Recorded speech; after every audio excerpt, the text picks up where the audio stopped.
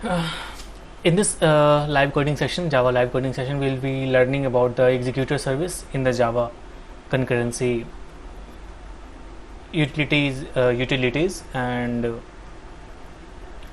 I will be talking about the three thread pool generators or thread pool factory methods, which can be used to execute your work in asynchronous fashion.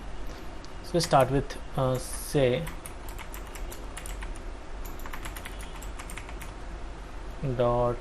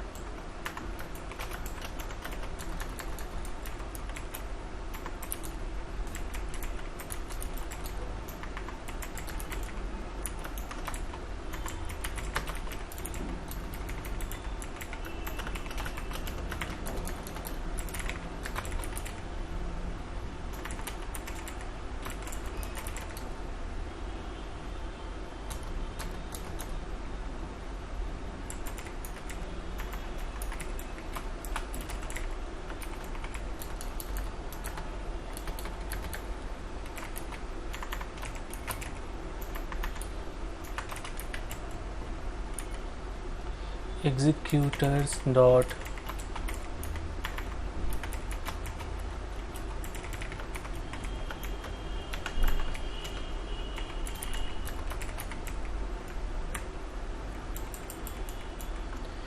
hmm,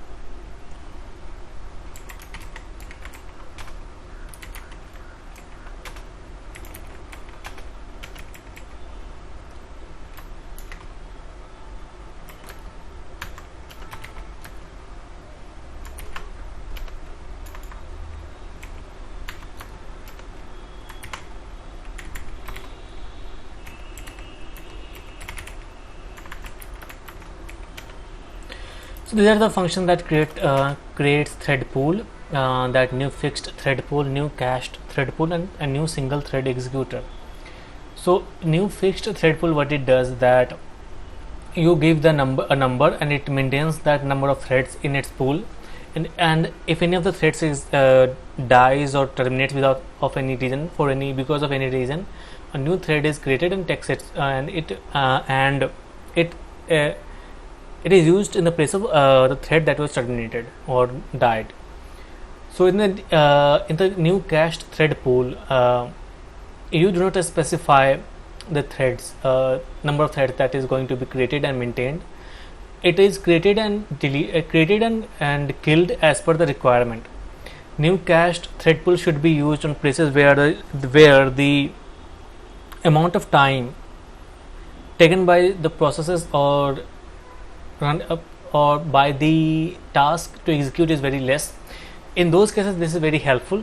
And new single thread executor is a synchronous executor where there is only one thread and it keeps executing the work.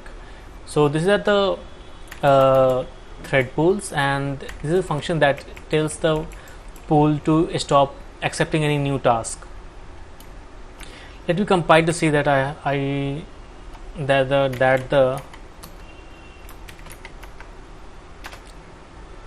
okay, executors, the names I know are correct or not. Cannot find symbol concurrent exe.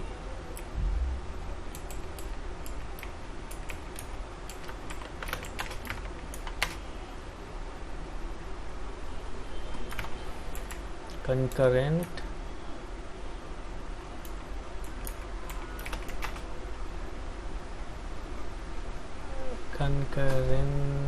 okay.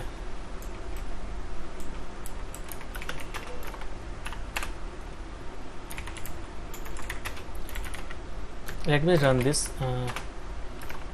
So when I ran this, these pools were created and these pools were shut down or destroyed, and our job was done. So how do we use these threads? For example, if I say something like static void display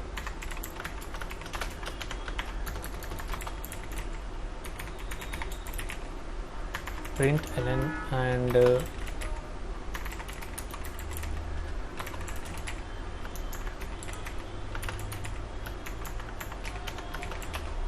so this thread prints the name of the current the thread that is the thread in which this function is getting executed. For example, if I say something like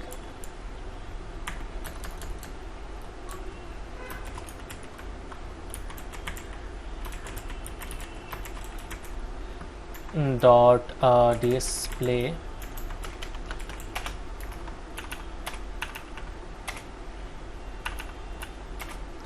you see that it is saying main, so it is getting executed in the main thread. So next I'm going to do something like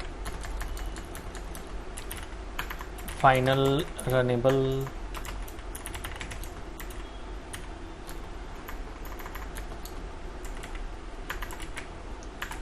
task is equal to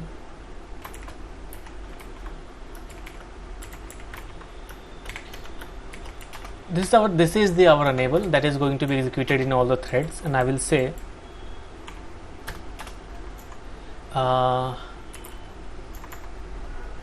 dot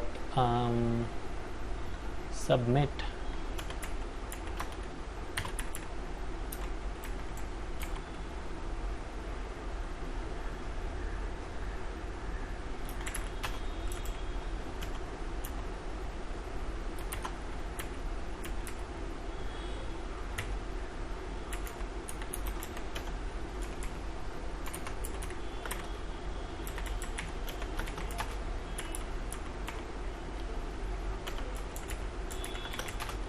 so these threads are going to run this runnable task, and this task is what is this task? It calls this display function and displays the name of the thread. So let us compile it and run it.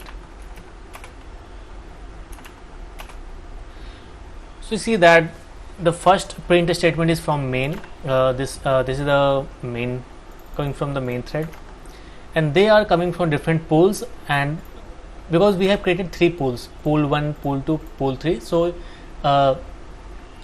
this we shouldn't go over that this is the name of the thread and it is going to be in this sequence. Name could be anything, or thread 1 or thread, this is possible that the thread could be thread 0. So this is you can see that all the same task has been executed in different thread pool because we are using different thread pools. So this is the demonstration that this function calls have created different thread pools. And next is something like await termination. So this, in the cases where this is a task which is not going to take much time. So in the cases where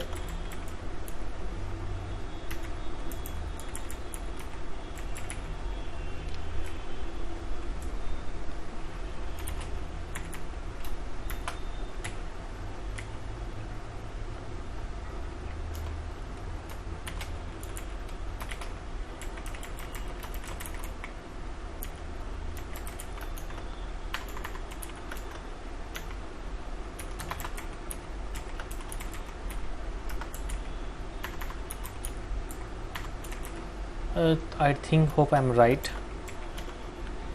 So this is a function which takes some time in the time unit, and it waits for that long, that thread pool waits for that long to wait all the threads in its pool, or the task in its pool, to stop, to done with the execution. And after this after that is a shutdown, after the pool is shut down, before the pool gets shut down, we need to call this function so that our task is, so that the thread pool isn't shut down before the tasks are finished. Maybe I need to import.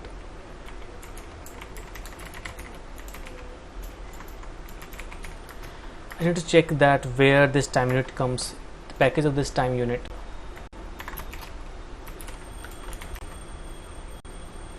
Okay.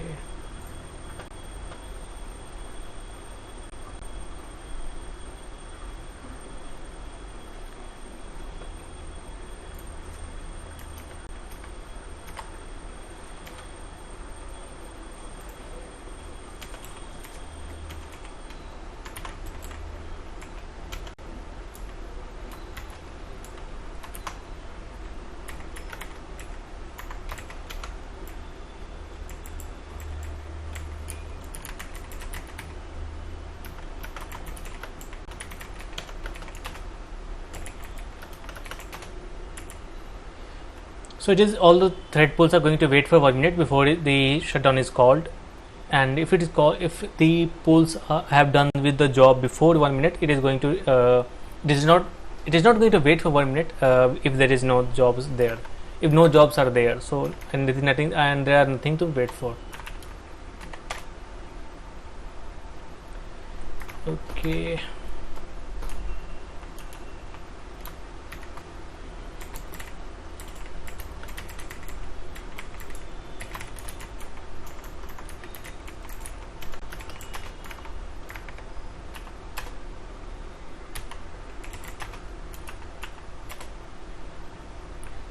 So it is waiting for the threads to finish. Okay, waits for that much of time, and you can use this function to wait for the given amount of time before to wait for the thread, for the tasks to finish.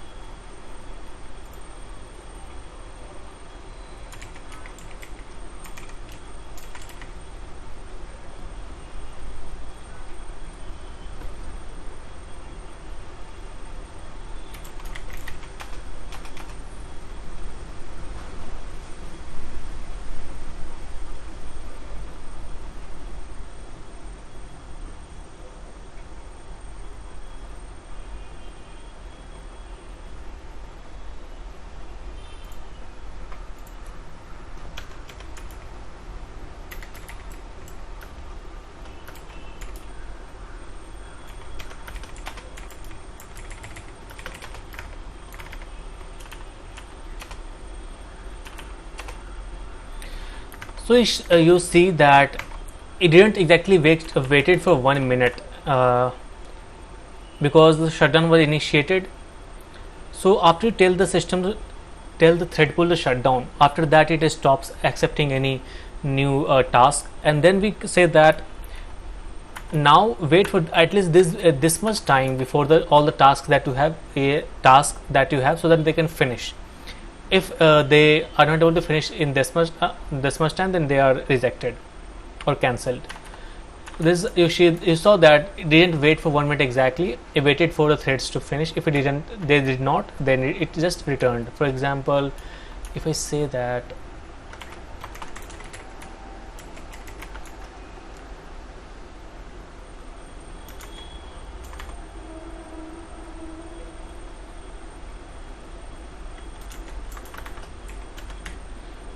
and will replace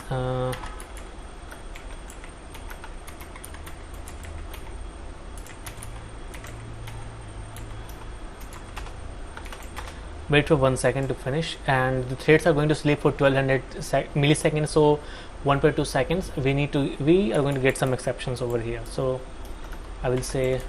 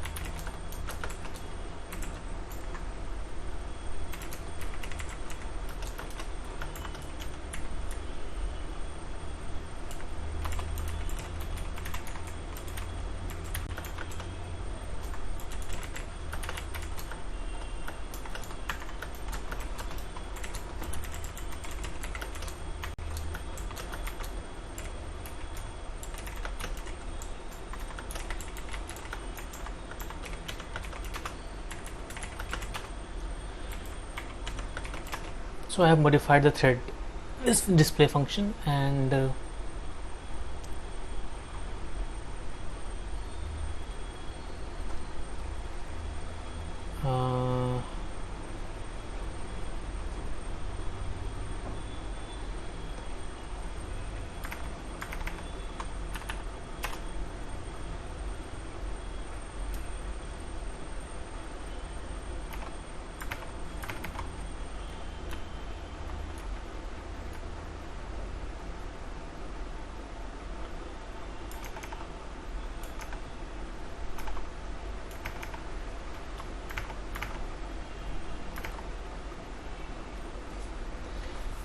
okay, because it is not going to find because it is inside the try block.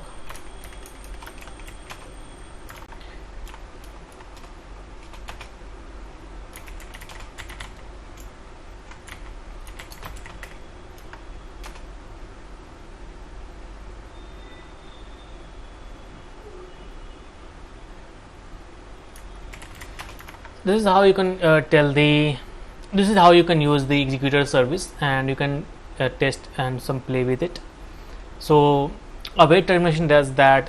Now the shutdown has initiated and the pool is not accepting any new task. So at least wait for 1 second more to give the task to finish, and submit function submits a runnable task that is going to be executed in those pools.